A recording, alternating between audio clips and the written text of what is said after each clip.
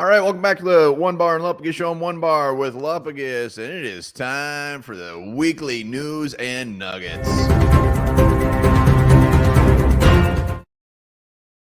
Nothing I enjoy more on a Sunday morning than having a cup of coffee and reading the newspaper. Yeah, and your newspaper today is filled with Vikings news. Let us know if we missed any news. Throw it in the comments, and be sure hit that sub button. We're trying to get to 12K before the draft. Where are we starting? Let's start with something we touched on last week. TJ Hawkinson not having surgery. That appears to be not the case anymore. He did undergo surgery, successful surgery.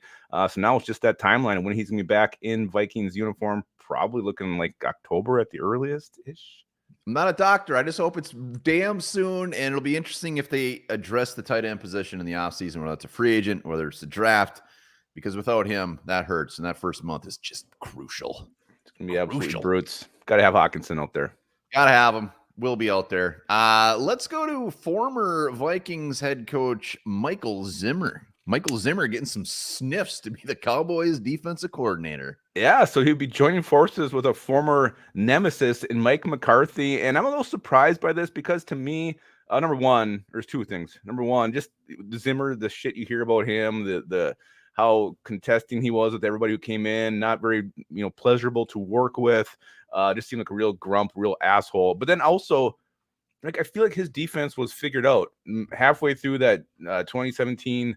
It was the Saints game, where that second half of that game, and like ever since then, it seems like Mike Zimmer's defense has been solved by the league. So I almost like they're going back in time, unearthing a dinosaur here with the defense that maybe is no longer really relevant. Yeah, I mean, I'm gonna. We're on different sides on this. I love it. I think he'd be fantastic. He was down in Dallas for like 6 or 7 years as the DC, early 2000s. And for everything you hear, like players hated him, you hear 2 more players that loved him. So I don't know. I mean, I don't know what to believe. I like it. I hope he goes there and rips shit up. Well, don't get me wrong. I hope he goes there too. I think it'd be great, but I don't know. It seems a little weird to me. Yeah, I don't know. We'll see, but I think it's a great fit. Zimmer, even his ending wasn't overly fantastic, but he was still one of my favorite coaches. Yeah, he was. That he had some good quotes. Kind of. I just don't think he liked quarterbacks. A lot of the people that come out I just don't think he liked quarterbacks. He liked Teddy. He loved Teddy. Well, great segue. Great segue. Other news: Teddy Bridgewater, as we know, this was his last year. He's retiring, former quarterback, and he's going to be coaching some high school football, which I'm not surprised one bit. I mean, who would want to go play for Teddy Bridgewater? Great human, great person. And, even with the injury, managed to salvage himself a career in the NFL that earned him some money. I mean, it sucks because of what could have been. I mean, you look at that 2016 preseason he was having, that great game he had against the Chargers in the preseason. Things were looking like he was finally figuring it out. I shouldn't really say finally. It was like a second or third year, but things were clicking and looked like he maybe was going to be the quarterback we all thought he could be. And then he, destroys his knee and things take a turn. Yeah, I mean, that was the only reason it would have been nice for the Lions to win the Super Bowl. Teddy get a ring. Everybody loves Teddy. If you don't love Teddy, you don't have a soul. Speaking of somebody who might not have a soul, let's talk about another quarterback retiring. That's Sean freaking Mannion. Okay, Sean Mannion definitely has a soul. And he has an ass usually at the local Legion, just slamming brews. But he is retired from the game. He is now joining the Packers coaching staff. Sean, you damn traitor. Trader. I mean, nobody liked Sean Mannion to begin with. Nobody wanted him ever on this team. They didn't want him on the field. And of course, he retires to join the Green Bay Packers coaching staff. So, Sean, how dare you? How dare you? But it does seem like that was his one thing. Like everybody said, you don't understand the value that Sean Mannion gives to Kirk Cousins. That's why he's here. Maybe he's just great at reading defenses and having tips. He can't do it himself, but maybe he's one who can, tell people what to do. I think Sean Mannion caught Kirk doing something real bad, and Kirk is doing him multiple favors. You know what? I still won't be surprised if Sean Mannion, he'll be on our practice squad at some point next year. Maybe he's going to forego retirement to join a practice squad. Yes, we'll never get rid of Sean Mannion. He is gone. What else do we got? The Neil Hunter quote?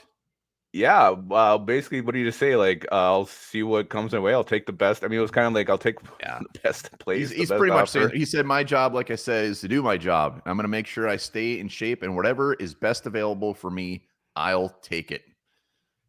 Everybody's like, man, he's gonna go anywhere, just the highest paycheck. I don't know. We'll see. I mean, it doesn't mean he's not coming back to Minnesota. I mean, so I think the Vikings are going to have interest. I think I definitely offer him something. We'll see if he's truly going to test the waters or not. But yeah, I think this is a pretty democratic thing to say, leaving all options open. So I don't think you can really infer anything of it one way or the other. Yeah, he's definitely going to listen to all offers, and they will be big. And the final news and nuggets for Alec Lewis from The Athletic, saying that the Vikings absolutely adored Jahmyr Gibbs last year, and if he was there at their pick, he would have absolutely been in consideration. And you know what? We've heard this about a ton of players. Oh, they're going to up their quarterback. Oh, they love this guy, they love that guy. But Gibbs is a little bit different. The fact that he's a running back. Well, and it's nice to say too. After he's had a great year in Detroit, like, oh yeah, like we loved him too. We really, really liked him. Would he have had the same success in Minnesota as a rookie? I don't know. His run game was really having some issues. We don't run the ball. We don't run the ball well, but maybe he would have done something as a receiver of the backfield. I don't know. Yeah, I'm sure we did like him. Apparently the Lions liked him so much they took him at, was it 12? Yeah, shocked us. We ripped on him, and turns out we're morons, just like we are every year on the draft. But I mean, we'll see. Maybe the Vikings will be sniffing around a quarterback in those earlier rounds. Running back.